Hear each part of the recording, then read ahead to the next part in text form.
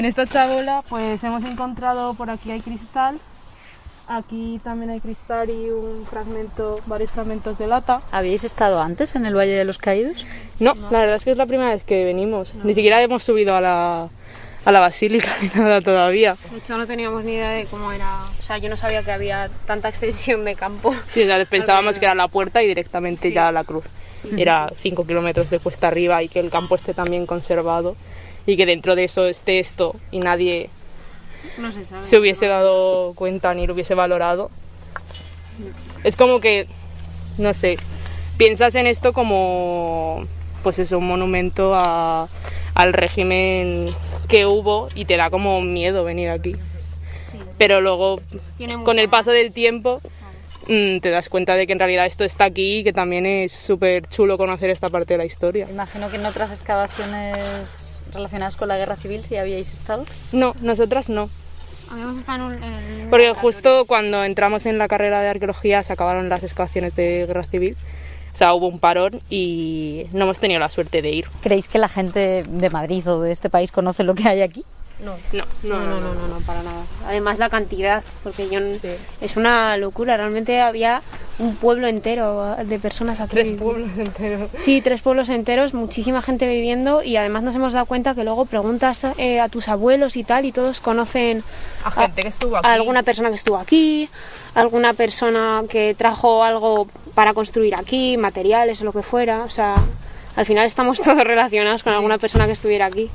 Pero como no se suele hacer mucho caso a las personas mayores, no se acude a ellos, excepto en este tipo de ocasiones, pues que son los que lo tienen mucho más cercano. Pero, pues no sé, la generación de nuestros padres para atrás, yo creo que muy poca gente sabe de todo lo que hay aquí. O sea, de hecho nosotros lo hemos ido comentando pues eso con compañeros o con personas ajenas a la arqueología y no tenían ni idea. O sea, sabían que hubo gente que construyó esto, pero... ¿Tú sabías que en el Valle de los Caídos hubo gente que vivió en chabolas para estar cerca de sus familiares presos, aquellos que construyeron el delirio megalómano del dictador?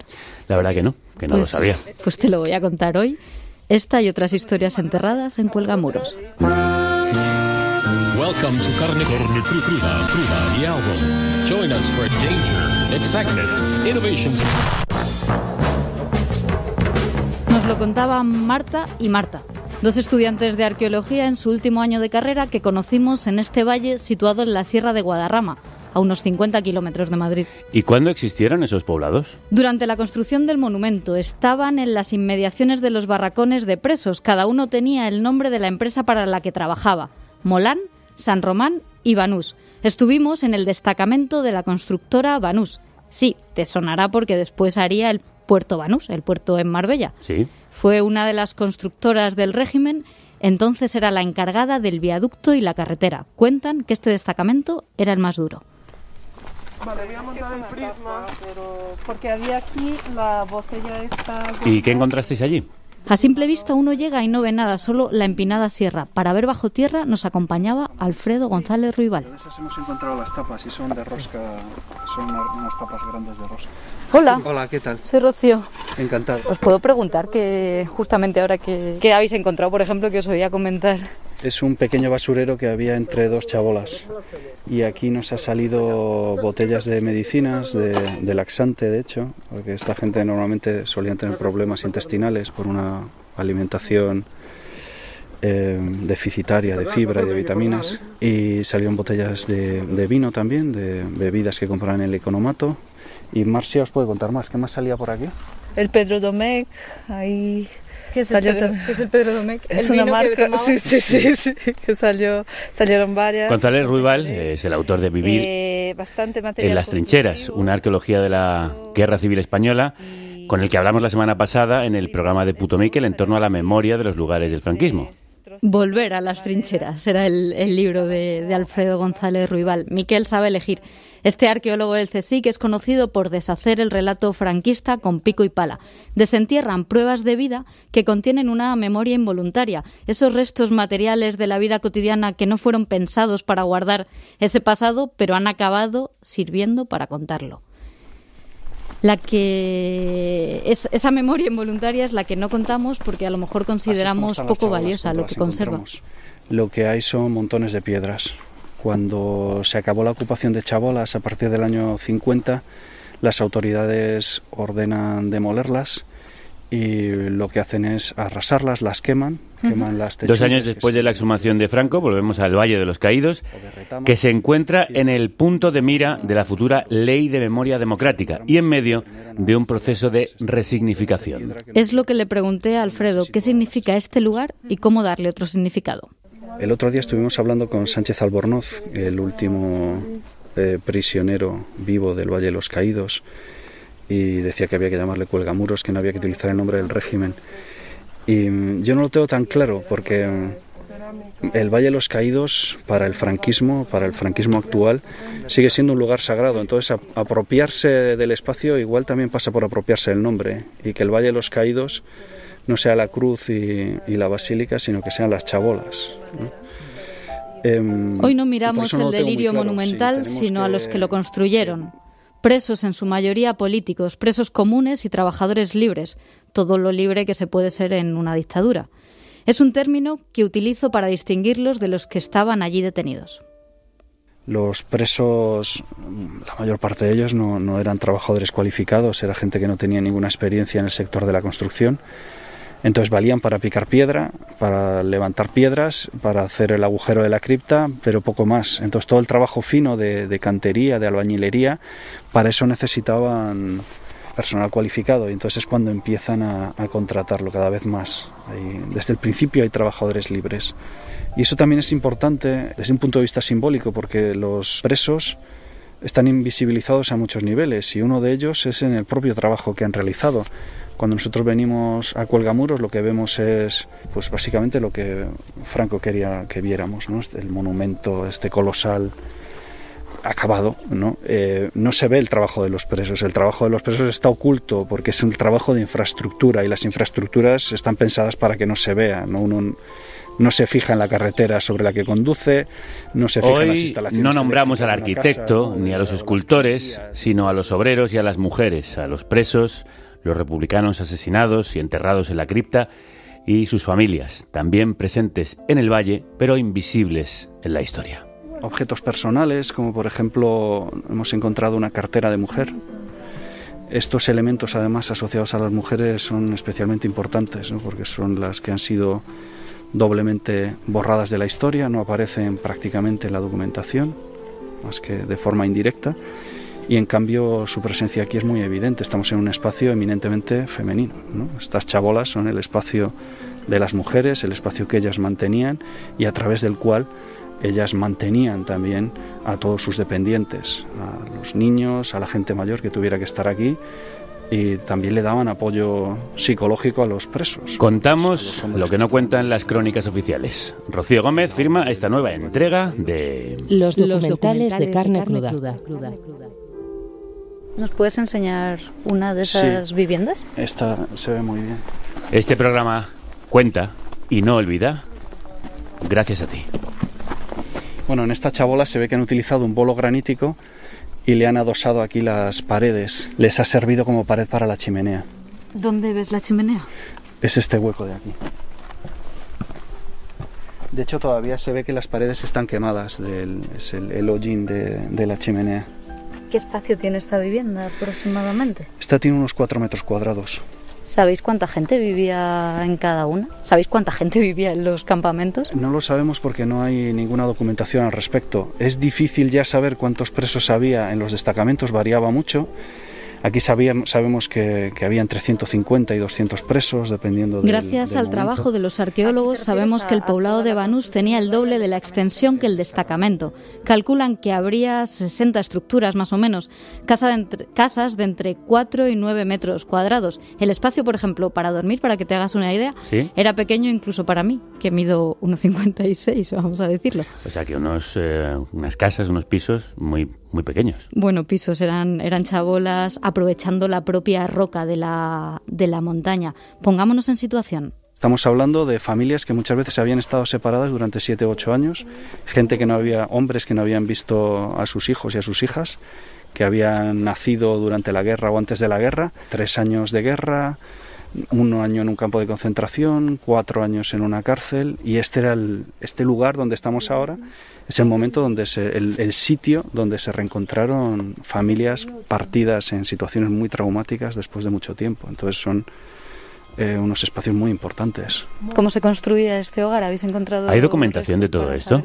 Hace unos años salió un libro que fue un éxito de ventas, que daba una visión muy positiva de la construcción del Valle de los Caídos, y entre los documentos que citaba estaban estas solicitudes de las familias o de los presos para construir casas para sus familiares.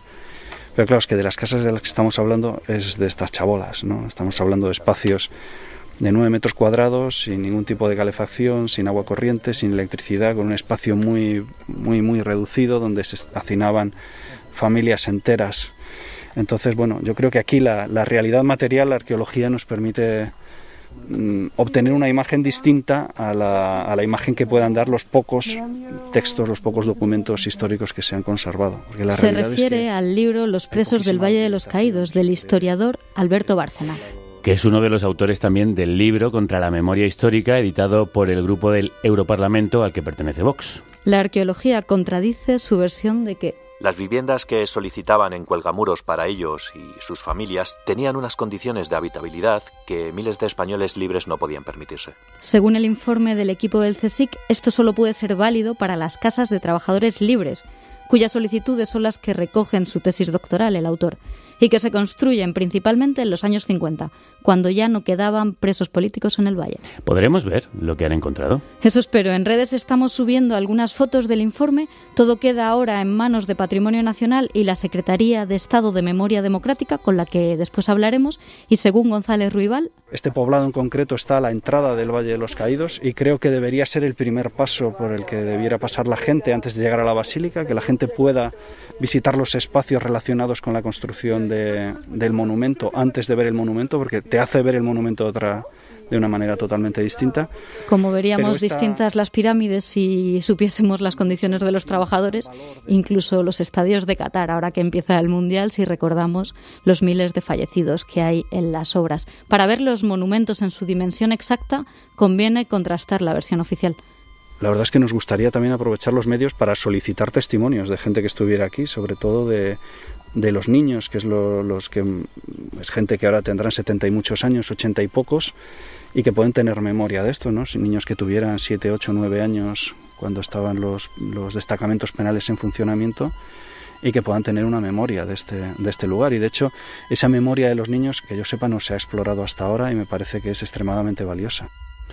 Si tenéis recuerdos o conocéis a alguien que conserve recuerdos sobre lo que ocurrió allí en el Valle de los Caídos, poneos en contacto con nosotras en info@carnecruda.es. Por salir en los medios, a estos arqueólogos les llegó la historia de una niña que nació allí. Mi partida de nacimiento pone que yo nací en el destacamento de Cuelgamuros. Mamá me dijo, vete a poner una olla a calentar pepino, le dijo así. Y mi hermano fue allí a por agua y la puso a calentar. Y ella me limpió, porque ella estaba sola. Mi hermano tenía 5 años. Y claro, ella no podía sujetar el cordón y cortar al mismo tiempo. Lo estiró y le dijo a mi hermano, corta. Y él se quedó así. Y lo cortó. Y después mi madre dio el nudo en el cordón umbilical.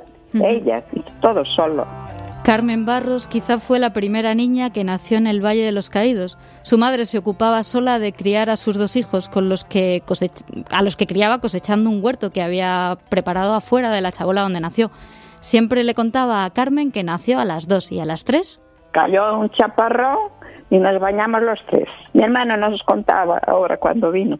Llovía más dentro que fuera. ¿Por qué pasaba esto? ¿Por qué caía más agua dentro de la casa que fuera? ¿Cómo era el techo? ¿Cómo estaba construida? ¿Cómo era la vivienda? Porque mi padre cogió unas ramas, hizo un tejado y después le echó cemento. Y tú sabes que el cemento hay que mojarlo, si no él se cuartea con el calor. Y yo nací en el mes de julio, o sea, en pleno verano.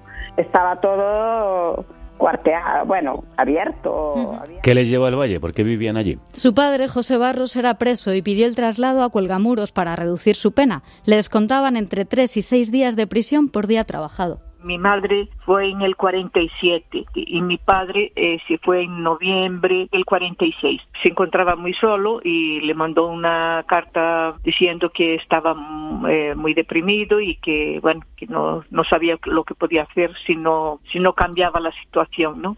Y entonces mi madre sabía que había un señor que era de aquí cerca de Pontevedra y que era el jefe de prisiones de España en aquella época.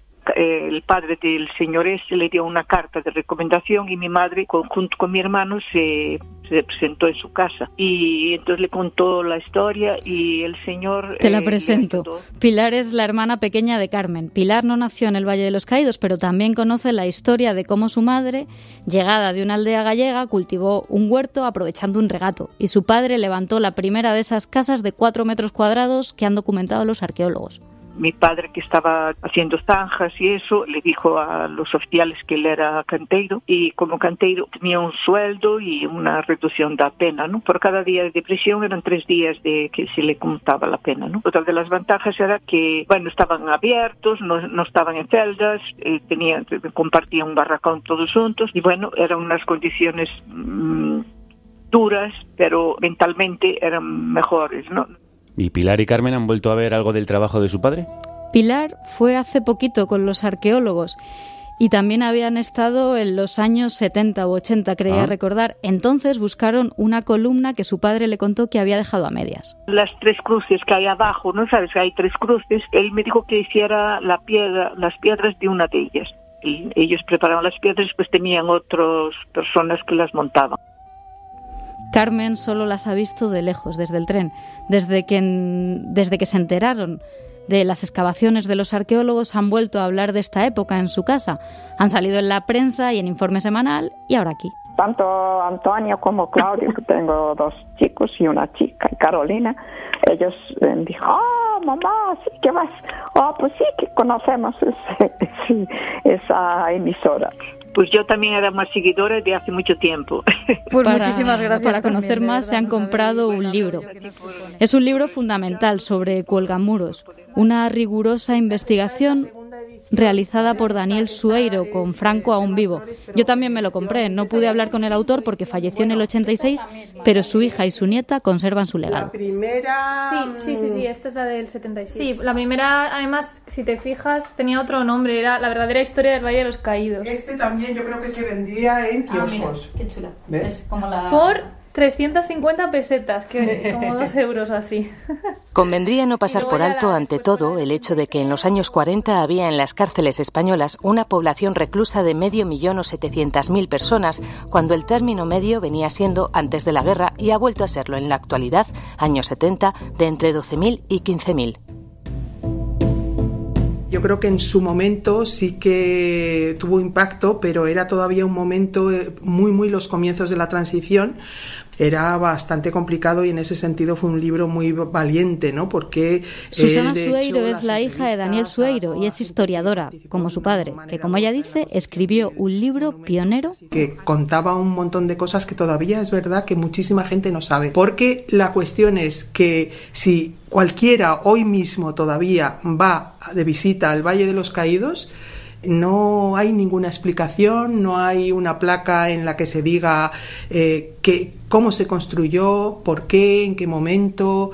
No se cuenta la historia y ni siquiera en la librería todavía se vende el libro de mi padre. La última vez que yo estuve todavía solo estaba disponible una antigua guía turística de Patrimonio Nacional que tú la lees y es bastante exaltadora de lo que fue el franquismo. Entonces, Susana ha escrito el prólogo de la última edición, creo que es la 5ª del libro de su padre. En el prólogo cuenta que la investigación de Daniel Sueiro no aparecía tampoco en el catálogo de la Universidad de Chicago, una de las bibliotecas más completas del mundo en cuanto a ciencias políticas y sociales se refiere. No es un libro especialmente ideológico. De hecho, por ejemplo... Lucía es la nieta de Daniel Sueiro, estudiante de antropología, y cree que precisamente hay mucha antropología en la obra de su abuelo. Que todavía seguían vivas, que habían participado de muy diferentes maneras, con roles muy diferentes, desde los presos políticos que trabajaron allí, además también muy diferentes, porque había desde intelectuales hasta campesinos, pasando por militares, los obreros libres que trabajaron, y luego pues personalidades como el arquitecto, el escultor, el primer abad. Es como un mapa muy representativo y presenta ese testimonio tan detallado, con tantos matices, y a mí es verdad un mapa que recomiendo recorrer porque, como ellas destacan, su abuelo tenía una gran capacidad para entrevistar y conseguir esos detalles que se pierden si no hubiese sido por su retrato. La minuciosidad de su archivo la pone a disposición de todo aquel que quiera escuchar. ¿Se tenía entonces alguna idea de lo que estaba haciendo allí, es decir, de las pretensiones tan monumentales que...? Pues, mire usted, realmente los que pudiéramos llamar presos de una esfera intelectual, los presos titulados, pues ya íbamos conociendo y nos habíamos dado absoluta cuenta de lo que aquello suponía. Para nosotros aquello era la creación de una mente que tenía ideas imperiales de España. Pensaba que... ¿Quiénes son? Daniel Sueiro entrevistando a Gregorio Peces Barba del Río, abogado y político socialista, fiel a la República, condenado a muerte por el franquismo, pena que se conmutó por cadena perpetua, que finalmente no tuvo que cumplir. Fue puesto en libertad provisional en 1945, después de trabajar un año en la construcción del valle. Bueno, Peces Barba del Río es el padre de Peces Barba Martínez, uno de los padres de la Constitución. Y su caso, un ejemplo del sistema de redención de penas por trabajar en cuelgamuros, como se explica también en el libro de Sueiro. Conmutaban normalmente 2 días de cárcel por 1 de trabajo, de modo que acortaban las penas. Es decir, había bastantes ventajas, pero no deja de ser un trabajo esclavo, y además con la humillación de ese sistema que decía que el preso, o sea, el rojo, redimía su culpa mediante su trabajo, mediante el esfuerzo de picar piedra. Esto fue un sistema que se inventó el jesuita Pérez del Pulgar, también para aliviar un poco todas esas cárceles que tenían miles de presos, no tenían que mantenerlos, pero al mismo tiempo las empresas privadas contrataban a los reclusos, tenían que pagar por ellos 10,50 pesetas, ¿no? De las cuales 50 céntimos iban a una, digamos, cartilla que le daban al preso a la salida, pero luego 5 pesetas para su comida, que igualmente la iban a haber tenido que cubrir, ¿no? en las cárceles, y 5 de beneficio para el Estado. Entonces a las empresas les salía muy barato y al final el Estado le vería fenomenal. Así se construyó no solo el valle, sino obras públicas como pantanos, carreteras, vías de ferrocarril. También construyeron un relato que llega hasta hoy. Lástima haber perdido a Sueiro en el año 86. Como periodista escribió también Historia del franquismo o La pena de muerte, libro que inspiró películas como Queridísimos verdugos, de Basilio Martín Patino. Grandísima película. ¿Tuvo problemas con la censura? Pues este libro lo pudo publicar, pero tuvo algunos. De hecho, tuvo que publicar algunos de sus cuentos en México. Pero tanto el que estamos hablando, que se llama, por si alguien no se lo ha apuntado, La verdadera historia del Valle de los Caídos, como la película de Martín Patino, increíblemente salieron adelante. Sí, increíble, sorprendentemente. Si hay tanta información desde hace tanto tiempo, ¿por qué hay tan poca en el monumento? Son esas anomalías democráticas de las que me hablaba Susana. Las grabaciones de Sueiro me consta que ya están en Moncloa. Y la Asociación para la Recuperación de la Memoria Histórica, que dirige Emilio Silva, ha ofrecido al gobierno imprimir trípticos que cuenten la historia. Por cierto, ¿cuál es la postura de la asociación respecto al valle? No están de acuerdo con el proceso de resignificación, piden que se signifique a secas, que se cuente lo que ha sido, porque según dicen, en todos estos años nada ha cambiado en el discurso oficial que se ofrece en el monumento. Te diría que un elemento fundamental para la resignificación del valle es la transformación de su estatus jurídico y patrimonial. Y para eso hace falta legislar. Hay una ley de memoria democrática que ahora mismo está en periodo de enmiendas en el Parlamento y dice una cosa muy importante, ¿no? Aparte de que el Valle de los Caídos se convertirá en un lugar de memoria democrática, y también dice que se extingue el decreto ley del año 1957, que es el que regula a día de hoy el valle. Yo creo que esto es algo realmente importante, ¿no? Porque muchas de las cosas que se hacen a nivel simbólico pueden ser de alguna manera desactivadas por un gobierno que no es afín, pero cuando una ley, un real decreto, es mucho más difícil de echar para atrás, ¿no? A ver si lo he entendido y lo he escuchado bien. Aún hoy el valle sigue regido por un decreto franquista. Bingo. Por increíble que parezca, nos lo contaba Francisco Ferrandiz. Es asesor de la Secretaría de Memoria Democrática y, según él mismo se define, es un bicho raro allí porque es un científico entre políticos. Trabaja en el Consejo Superior de Investigaciones Científicas, es antropólogo y uno de los mayores expertos mundiales en políticas de conflicto y memoria. Él es uno de los asesores detrás del plan para convertir el valle en centro pedagógico, al estilo de otros museos de la memoria. El Museo Memorial del 11S en Nueva York, o Auschwitz, hay muchísimos modelos en la ESMA en Argentina. Pues varias de las cosas de los proyectos que estamos poniendo en marcha para entender en toda su densidad este lugar, pues por ejemplo todos los modelos arquitectónicos en relación con las arquitecturas fascistas de la época en Italia y Alemania, ¿no? Se van a poner en marcha también, aparte de la excavación arqueológica, respecto al sistema de redención por penas por trabajo, pues una investigación que dé unas cifras definitivas sobre el número de presos que trabajaron en el valle, las condiciones en las que vivieron, las penas que tenían y sus biografías. También vamos a poner en marcha estamos poniendo en marcha otro proyecto, ya está más avanzado que tiene que ver con todo el traslado de más de 33.800 cuerpos al Valle de los Caídos a partir de 1959. Desde las exhumaciones hasta la iconografía hay mucho que estudiar y contar sobre el valle, como escucháis. En 2011, Ferrandiz formó parte del Comité de Expertos para el Futuro del Valle de los Caídos, creado entonces por el gobierno de Zapatero. Pero el PSOE perdió las elecciones y el informe quedó en un cajón, recuerdo. Aquel comité ya recomendaba exhumar a Franco y a Primo de Rivera. Si pensamos en cómo se produjo la exhumación de Franco, lo que se hizo fue que se introdujo una modificación en la Ley de Memoria del 2007, que fue aprobada por mayoría absoluta en el Parlamento, según la cual, esto se añadió al artículo que se refiere al valle, solamente puede haber en el valle enterrados cuerpos de la guerra civil.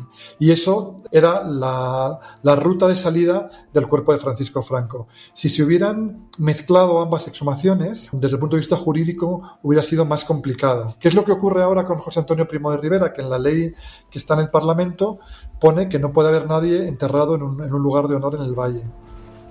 Esto le afecta directamente a Primo de Rivera, o sea que está adelantando un poco su futuro en el valle. Sí, que debió ser exhumado junto a Franco. Ahí sigue, sin embargo. Otra de las aberraciones del valle es la presencia de los benedictinos que se opusieron con vehemencia a la exhumación del dictador y que aún hoy, en 2021, siguen oficiando misas por el alzamiento.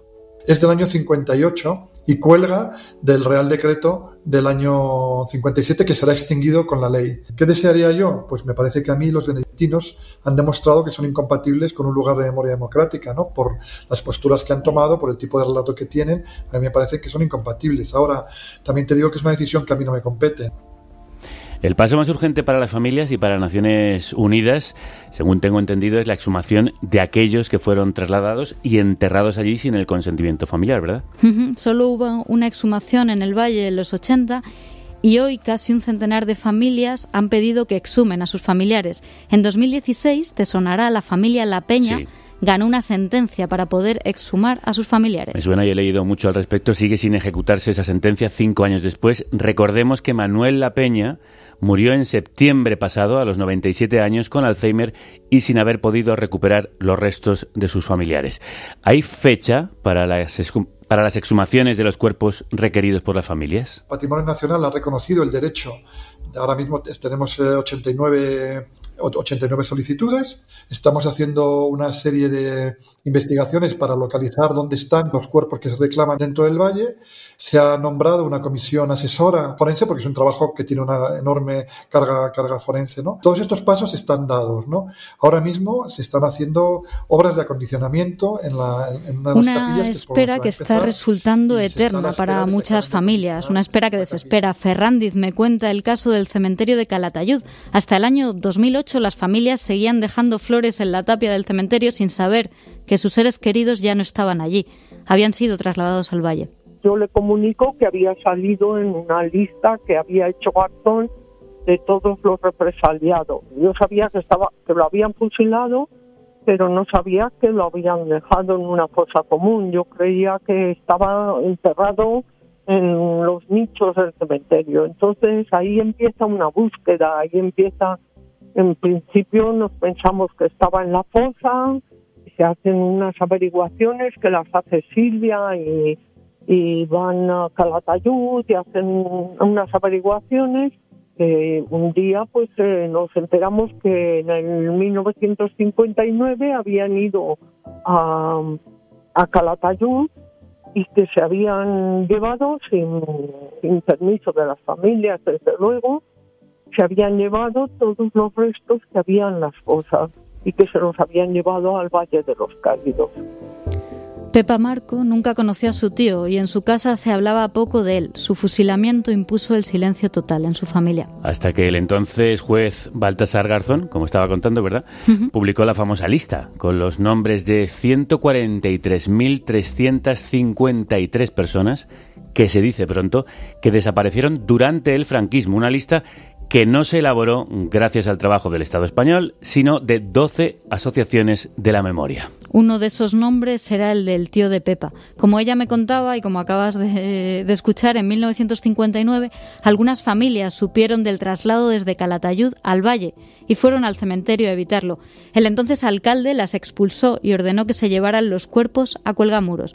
Me lo cuenta la hija de Pepa, Silvia Navarro, presidenta de la Asociación de Familias Pro Exhumación de los Republicanos enterrados en el Valle de los Caídos. Cada semana que les llamo o me llaman, no hay novedades. El problema es que todavía no han practicado la entrada a los osarios. Todas estas dilaciones inciden en que hay mucha gente esperando, que es muy mayor y que no pueden seguir esperando. Y vamos, esto no lo digo yo, ni lo decimos los familiares, lo ha dicho la ONU en varios informes. Y la justicia española, que le dio la razón a los La Peña. Esa sentencia no ampara al resto de familias que han reclamado los restos. Te va a sorprender, o quizá no.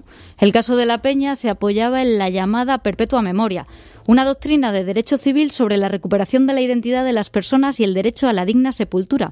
Pero esos artículos en concreto que le daban la razón fueron derogados por el PP, por lo que esa sentencia favorable a la exhumación no se aplica automáticamente al resto de los casos. Pues desgraciadamente no me extraña de este país ni tampoco de esta derecha. Los La Peña y el resto de familias también se toparon con Patrimonio Nacional, quien pidió informes para avalar la exhumación. Tampoco entendemos cuál es el problema, habiendo una sentencia judicial, para empezar. Es que las instituciones del Estado deben amparar el derecho de la familia La Peña y, por derivación, el de las demás familias que tienen concedido el derecho de exhumar por parte de Patrimonio Nacional. Después de tantísimos informes encargados por parte del Patrimonio Nacional al Instituto Torroja, en los que se aseguraba que era practicable la entrada a los osarios y que efectivamente, como nosotros llevábamos muchos años diciendo, en los osarios había cajas en estado óptimo de conservación, teniendo en cuenta que llevan allí desde 1959, claro. Después de años de barreras ya tienen los informes y 89 familias han conseguido el permiso para exhumar, pero siguen esperando. Les deseamos suerte muy pronto.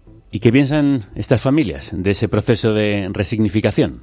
El traslado ilegal de nuestros familiares asesinados con la construcción por presos republicanos del Valle de los Caídos, yo no creo que se pueda resignificar aquello. Tiene el significado que tiene y solo hay que remitirse a los discursos de inauguración del dictador Franco, donde dice que sigue la lucha contra la anti-España. Pepa, creo que quería decir también algo.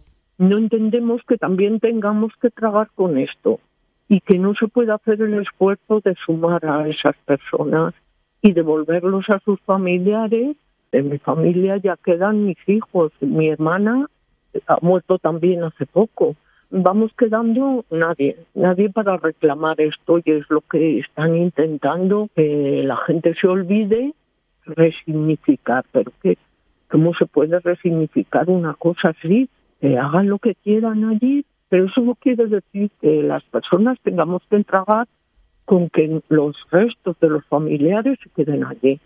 Que Franco prepare la fosa común para todos, es que eso ya es demasiado, ¿eh? Gracias, Rocío. Excelente trabajo. Gracias a vosotras por escuchar. Antes de despedirme le pedí a Silvia Navarro un recuerdo sobre su tío, aún enterrado en el valle. A ella no le gusta decir enterrado, está almacenado, están esperando para enterrarlo con dignidad. ¿Qué le contaron de su tío? ¿Quién fue? José Antonio Marco Viedma era una persona que tenía valores democráticos, que cuidaba a las personas que trabajaban para él en el negocio familiar. Era una persona buena, era pacifista, siempre decía que si él alguna vez se casaba, su mujer nunca estaría pariendo y que quería una compañera con cultura. En fin, era una persona buena y tenía ideales, era republicano, era masón, estaba en contra de la violencia, era pacifista. Tengo escritos suyos que así lo atestiguan. Era algo que hoy no llamaría la atención, pero que en aquel momento le costó la vida, ¿no? Su militancia republicana le costó la vida. Ahora Carne Cruda, diario. Solo si tú nos ayudas.